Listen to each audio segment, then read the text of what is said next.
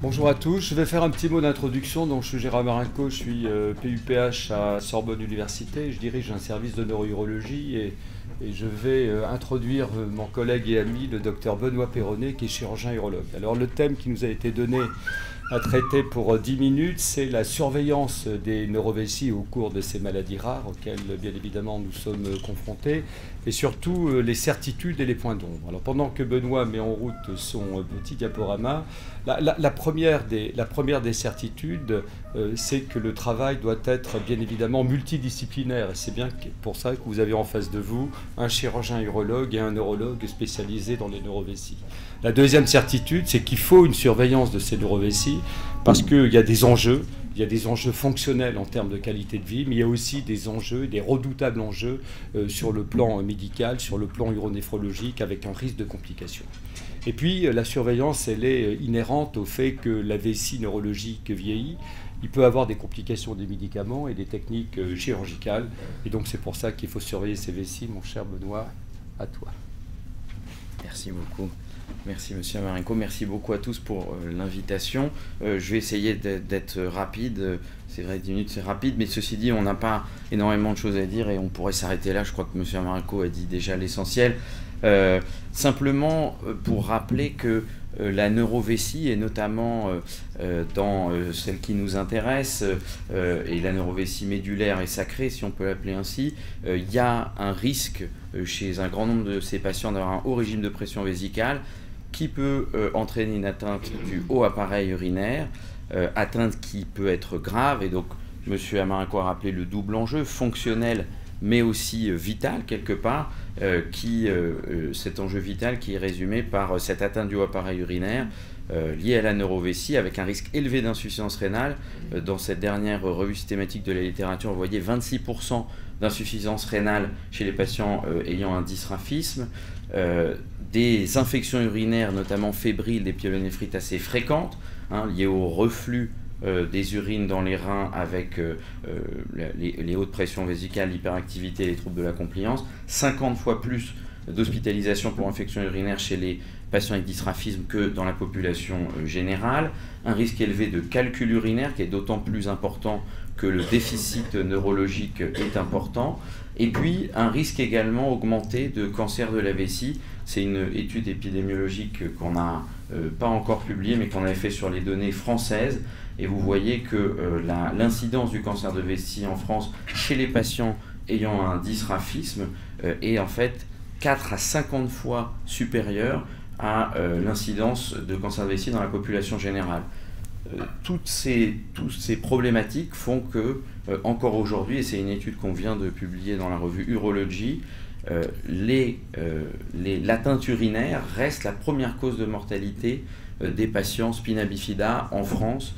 17% des décès des patients spina bifida sont liés à une atteinte urinaire. Donc forcément, tous ces risques font que les sociétés savantes se sont assez rapidement positionnées sur des régimes de surveillance très stricts, et les dernières recommandations françaises dont on peut parler, elles datent de 2007, c'était les recommandations du GENULF qui disaient échographie rénovésicale annuelle, fonction rénale annuelle, bilan urodynamique tous les ans ou tous les 2 ans, 6 facteurs de risque, cystoscopie et cytologie urinaire tous les ans ou tous les 2 ans, 6 facteurs de risque. Et c'est les recommandations qu'on appliquait pendant longtemps, je dirais à la lettre, en tout cas à Rennes. Moi, Andrea m'a toujours appris, oh là là, il faut suivre ces recommandations à la lettre. Le défaut de ces recommandations, c'est que c'est des recommandations qui sont basées essentiellement sur des avis d'experts. Et en fait, la médecine, comme vous le savez, évolue. Il y a 30 ans de ça, c'était vraiment l'éminence-based medicine. Le professeur Intel a dit qu'il fallait toujours faire ça et ça devient la vérité absolue. Et on essaye aujourd'hui de faire de l'évidence-based medicine. Et donc de s'appuyer sur des données de recherche clinique solides pour prendre nos décisions. Et dans le cadre de la surveillance, on essaye maintenant de démontrer l'intérêt de la surveillance des neurovessies. Et c'est pas simple de démontrer que faire systématiquement à tous les patients spina bifida un bilan urodynamique annuel, ça va réduire significativement un certain nombre de risques. C'est pas facile à démontrer, particulièrement dans le cas de maladies rares. Et donc, vous voyez, ça c'est une étude que je vous ai sortie récemment néerlandaise. où on s'apercevait que l'urodynamique systématique n'était pas forcément, en tout cas, ils n'ont pas réussi sur 120 patients à démontrer son intérêt. Et notamment, ils s'apercevaient que les risques de découvrir des facteurs de risque urodynamique étaient de 0% chez les patients qui ne rapportaient pas de symptômes et qui n'étaient pas en fauteuil. Donc déjà, l'idée que peut-être on peut sélectionner les patients chez qui on propose une surveillance, par exemple, par urodynamique. Même s'il faut rappeler que l'urodynamique permet de diagnostiquer des facteurs de risque bien établis d'atteinte du haut appareil urinaire. Pareil, la dernière revue systématique publiée sur le sujet, l'hypocompliance et le detrusor leak point pressure, donc le point la pression au point de fuite dans le detrusor, sont des facteurs bien établis de risque d'atteinte du haut appareil urinaire. Donc on pourrait se dire en tout cas, sur l'urodynamique en particulier, que la surveillance urodynamique régulière systématique, elle est sans doute à réserver à des patients avec vraiment des profils à risque. Et il y a la question de quels sont ces profils à risque, sûrement des patients qui nous rapportent des nouveaux symptômes, qui ont, comme le disait le professeur Amarenko, la neurovessie, c'est pas parce que c'est lié à une malformation congénitale qu'elle est stable dans le temps, hein. Ça va pouvoir évoluer, la neurovessie vieillit, et donc modification de la symptomatologie, là il faut peut-être passer à l'urodynamique, infection urinaire à répétition, anomalie à l'échographie réno-vésicale, les patients qui ont un déficit neurologique lourd, sans doute qu'il faut plus volontiers faire une urodynamique régulière, et s'il y a des facteurs urodynamiques déjà diagnostiqués sur un examen urodynamique. La cystoscopie et cytologie urinaire, moi c'est quelque chose qui m'a beaucoup marqué quand j'étais interne, de voir que les patients spina bifida qui venaient au centre, on leur faisait des cystoscopies tous les ans, c'est un examen invasif, hein, d'aller regarder avec une caméra dans la vessie, et donc j'ai mené cette étude avec mon équipe de revue systématique et méta-analyse de la littérature pour dire ok, on nous dit de faire ça, mais est-ce que ça repose sur quelque chose? Et en fait, la réponse, c'est sur pas grand-chose. C'est très, quelque part, c'est un principe de précaution. On se dit, oulala, il y a un risque de cancer de vessie un petit peu augmenté chez les patients avec dysgraphie, donc allez, cystoscopie chez tout le monde. Mais dans les faits, la cystoscopie a des performances diagnostiques assez mauvaises, pour pas dire très mauvaises, chez les patients qui ont une vessie neurologique, qui s'autosondent notamment, voire ceux qui ont malheureusement des sondes à demeure. Il y a des lésions inflammatoires dans la vessie, on rentre dans une vessie comme ça, est-ce que c'est une tumeur, est-ce que c'est des lésions inflammatoires? Impossible de dire. Donc dans la littérature, performance diagnostique très mauvaise. La cytologie urinaire, ce serait peut-être un peu moins mauvais, et donc ce papier qu'on a publié dans Neurourology, la conclusion c'était de dire, quitte à faire un examen systématique de dépistage, peut-être que la cytologie qui est beaucoup moins invasive et beaucoup moins coûteuse, ce serait mieux. Et sur ce thème-là, les Américains ont fait une étude médico-économique. Est-ce que dans le dépistage du cancer de la vessie, ce serait médico-économiquement valable de faire une cystoscopie systématique? Et la réponse c'était pas du tout. Ça coûte beaucoup trop cher de faire une cystoscopie systématique à tous les patients pour finalement découvrir des cancers assez relativement rarement quand même. L'échographie réno-vésicale, elle par contre, son avantage c'est que c'est un examen très simple, non invasif, qui peut nous permettre de dépister une tumeur de vessie, un calcul vésical, une dilatation du haut appareil, donc ça paraît assez intéressant. Mais là encore, pour démontrer scientifiquement l'intérêt de faire une échographie systématique, annuelle, etc., c'est pas évident. Les quelques données qu'on a dans la littérature suggèrent que sans doute quand même c'est pas mal. Et puis, pour l'évaluation de la fonction rénale, ça c'est par contre je pense un message important. Le déficit neurologique rend l'évaluation classique de la fonction rénale, pour laquelle on utilise la créatininémie, peu fiable. La créatininémie, c'est une enzyme de dégradation musculaire, et la masse musculaire chez un patient qui a un déficit neurologique important n'est pas superposable à la population générale, et donc les abacs d'interprétation qu'on utilise pour la clairance de la créatininémie ne sont pas valables chez les patients qui ont un déficit neurologique, et il y a un certain nombre d'études bien faites comparées à des méthodes gold standard très fiables d'évaluation de la fonction rénale qui nous montrent que la créatininémie chez les patients neurologiques, ce n'est pas fiable, et que les deux meilleures façons d'évaluer la fonction rénale chez ces patients, c'est la cystatine C et ou la clairance vraie de la créatinine, mais qui nécessite le recueil des urines des 24 heures. Donc moi je sais que j'ai plutôt tendance à proposer la cystatine C, qui est une simple prise de sang, mais qui malheureusement n'est pas remboursée, et donc je le fais faire moi au CHU, parce que comme ça les patients n'ont pas à payer. Indication de surveillance en neurourologie, du coup j'ai essayé de synthétiser les recommandations actuelles, et vous voyez que AFU 2007, donc G-nul, c'est celle que j'ai montrée, on était assez rigoureux, puis plus on avance dans le temps, et notamment les sociétés savantes internationales, commencent à mettre un petit peu de l'eau dans leur vin, et les dernières, c'est celle de l'Association européenne d'urologie, et là on reste très vague, on dit oui, il faut une surveillance, mais régulière, mais à individualiser, et c'est vraiment pour le coup du domaine de l'expertise, de savoir quel examen à faire à qui et avec quelle régularité.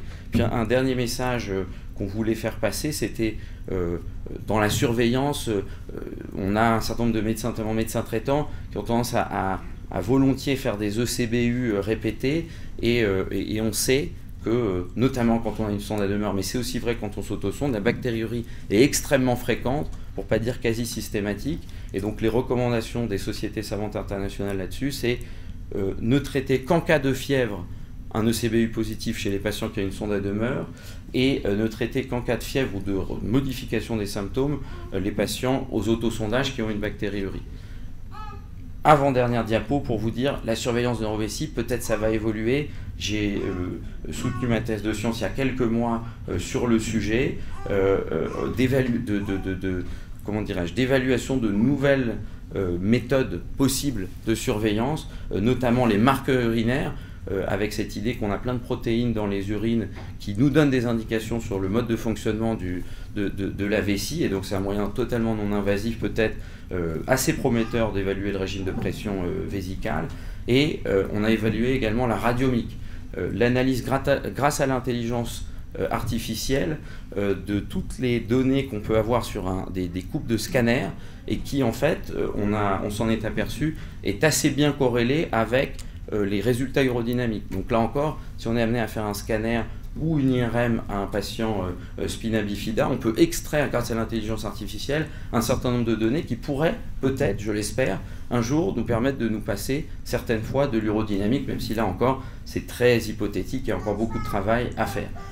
Take home message, neurovessie médulaire est sacrée, il y a un haut risque d'atteinte du appareil urinaire, donc il y a l'enjeu fonctionnel, c'est vrai, mais il y a un enjeu vital aussi. C'est pour ça qu'une surveillance neuro-urologique régulière est nécessaire, mais elle s'appuie principalement sur la clinique, l'évaluation de la fonction rénale par prise de sang ou analyse d'urine, et l'échographie réno-vésicale, qui sont des examens relativement peu invasifs et peu coûteux. Pour ce qui est de la cytologie urinaire, l'urodynamique, la cystoscopie, c'est à individualiser, et en tout cas, on n'a pas forcément de preuves très solides pour soutenir cela.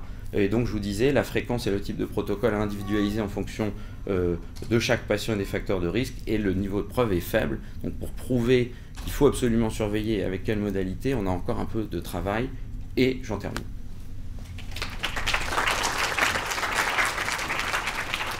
Merci Benoît. Juste encore une précision, plutôt un complément. La question est, si je fais un examen complémentaire, est-ce que ça modifie ma stratégie thérapeutique? C'est ça la véritable question. Et la réponse, on ne l'a pas.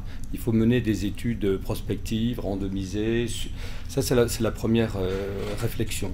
La deuxième, c'est qu'on est à l'heure de la médecine personnalisée, de la médecine individualisée. Et en matière de pathologie spinale, rachidienne, deux patients ne sont pas identiques. Les conditions sont différentes. Les conditions sont différentes en termes de sexe, en termes de comorbidité, en termes de niveau lésionnel. Vous savez que dans les spinas, il y a des véritables mosaïques d'atteintes neurologiques. Et donc, chaque patient est singulier. Chaque patient a son propre fonctionnement de la vessie. On n'est pas dans des pathologies très stéréotypées comme la paraplégie traumatique avec des niveaux extrêmement précis. On a parfois des pathologies un peu intriquées. On ne sait pas très bien à quel niveau ça se passe. C'est un mélange de signes centraux et périphériques. Et c'est bien pour cela qu'on est obligé de traiter ces patients, et je crois que c'est le dernier message, dans des centres experts et des centres experts multidisciplinaires. C'est pour ça que les études sont toujours très difficiles à mener, même si elles sont indispensables. Merci, Gérard. Jean-Marie.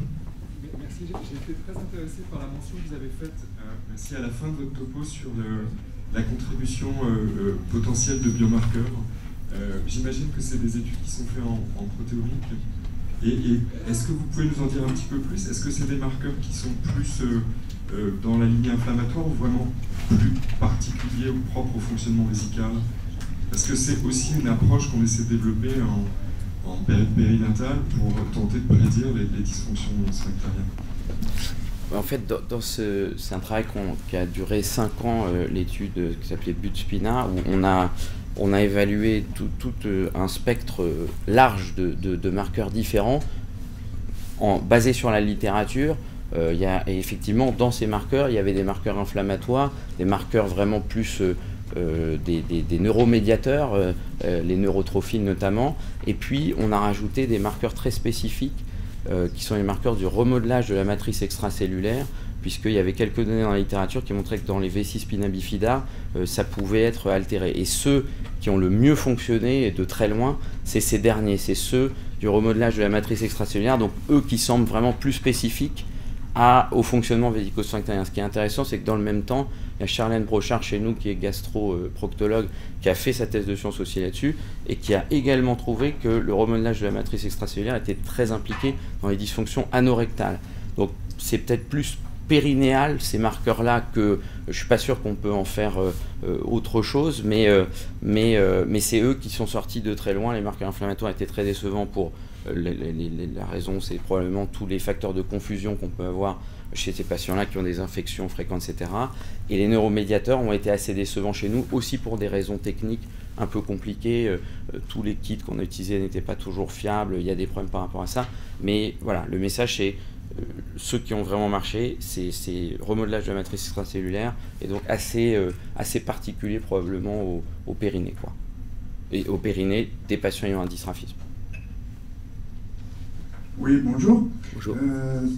Patient Spina. Je voulais vous faire un petit témoignage et revenir sur la surveillance de l'appareil urinaire, notamment aller voir la vessie directement par des techniques invasives, même si ce que vous disiez tout à l'heure ne démontre pas forcément une efficacité. Parfois, simplement, une échographie ne détecte pas forcément des calculs, par exemple, ou d'autres maladies. Et pour preuve, ma vessie a été sauvée par justement cette technique, la fibro, d'aller voir en direct. Et c'est elle qui a permis d'éviter que je me retrouve... je sois pas là aujourd'hui, puisque j'ai failli avoir une vessie éclatée par un calcul qui n'a jamais été vu par les techniques classiques de radio, parce que ça ne se voyait pas, c'était caché, et malgré les prises de sang, malgré un certain nombre de contrôles annuels ou tous les 2 ans, rien n'a été vu, pas de douleur, pas de symptômes. C'est simplement en allant voir la vessie et tout ce qui va autour, que ça a été vu. Donc finalement, ça peut être bien de temps en temps, pas chaque année, mais de temps en temps, d'aller voir ce qui se passe. Merci beaucoup pour votre témoignage et votre question. Le message, vous avez raison de pondérer, le message est surtout pas de dire la cystoscopie n'est pas utile. Moi, je suis urologue, je fais des cystoscopies toute la journée et je crois en son intérêt, bien sûr. Le message, c'est de dire, est-ce que faire une cystoscopie tous les ans à tous les patients spina bifida sans exception, c'est la bonne façon de faire?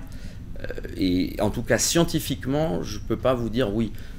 Et c'est en ça que j'insiste à la fin sur l'individualisation, mais probablement que c'est une cystoscopie, vous en aviez peut-être jamais eu ou pas depuis 10 ans. Et donc, vous voyez ce que je veux dire, déjà, à ce moment-là, qu'un patient spina bifida ait une cystoscopie à un moment donné, c'est nécessaire qu'on la refasse tous les ans. C'est là où j'ai plus de doutes. Mais... Je peux juste revenir sur une chose.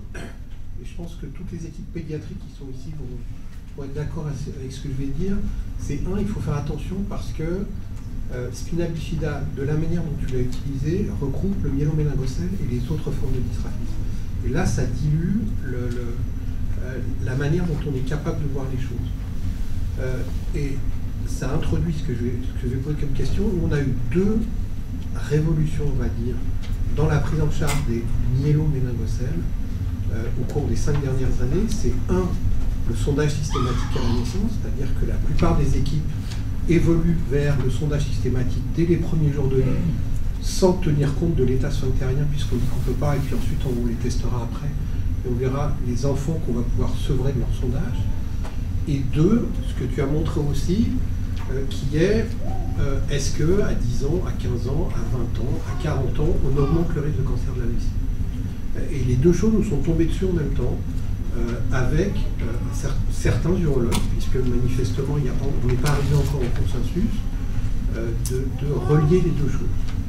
Et donc, se pose d'une manière un petit peu différente de celle qui vient d'être évoquée, mais ce qui se pose chez l'enfant, la nécessité ou pas d'aller vers la cystoscopie à 10 ans, à 15 ans, ou à quel moment. Et c'est à l'heure actuelle un vrai problème qu'on a sur tous les enfants qui sont pris en charge dès la naissance par des hétéros puis des autosondages.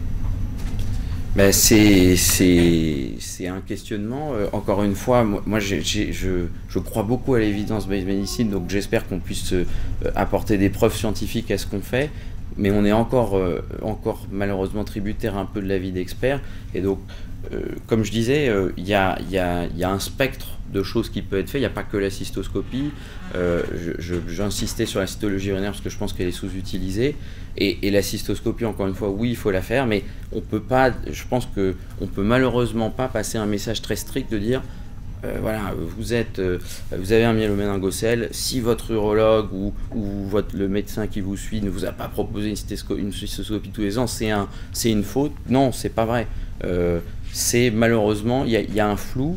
Et donc il faut faire en cas par cas, mais on pourrait rentrer dans le détail. La plupart des situations où on trouve une tumeur de vessie, une cystoscopie, c'est des patients qui, quand on a pris le temps de largement les interroger, nous décrivent « bah oui, j'ai eu un petit peu de sang dans les sondages à certains moments, tiens c'est vrai que je vais beaucoup plus me sonder qu'avant, le dernier patient myéloméningocèle à qui j'ai trouvé une tumeur de vessie, c'était vraiment ça, il a commencé à me dire j'ai un peu plus de fuite, et je suis allé à la cystoscopie assez rapidement parce que justement j'avais tous ces petits signes d'appel. Donc comme souvent en médecine et en neurourologie, prendre le temps aussi d'interroger les patients, etc., c'est pas valorisé par la cotation, l'ACCM, etc., mais ça permet de dépister, je pense, beaucoup plus de choses que des examens systématiques qui, eux, sont valorisés. Ça, c'est un point de vue personnel, on rentre presque dans la politique, donc je ne vais pas plus loin. Puis il y a un autre élément, c'est qu'en neurourologie, les choses évoluent, et c'est vrai que, par exemple, autant les autosondages ont émergé, les injections de toxines botuliques ont aussi émergé. Et donc, du coup, on est obligé de faire une cystoscopie pour faire ces injections, et donc il y a un certain nombre d'éventuelles erreurs qui peuvent être rattrapées par le geste thérapeutique. Donc tout ça, je ne pense pas qu'actuellement le problème de cancer de la vessie chez le patient sous autosondage soit vraiment le problème majeur en neurourologie. En tout cas, c'est mon opinion. Bonjour, donc moi c'est Céline de la Sospina. C'était pour malheureusement témoigner que je suis passée l'année dernière donc avec un changement d'urologue qui m'a fait faire une cystoscopie parce qu'il suggérait, il supposait malheureusement, et c'était vraiment, j'ai eu un cancer de la vessie l'an dernier qui a justement été diagnostiqué par la cysto. Voilà. Et j'avais 39 ans. Oui, bien sûr. Ah bah ça. On n'est pas resté trop longtemps sur cette slide, mais effectivement, c'est des cancers qui arrivent plus jeunes que chez que dans la population générale.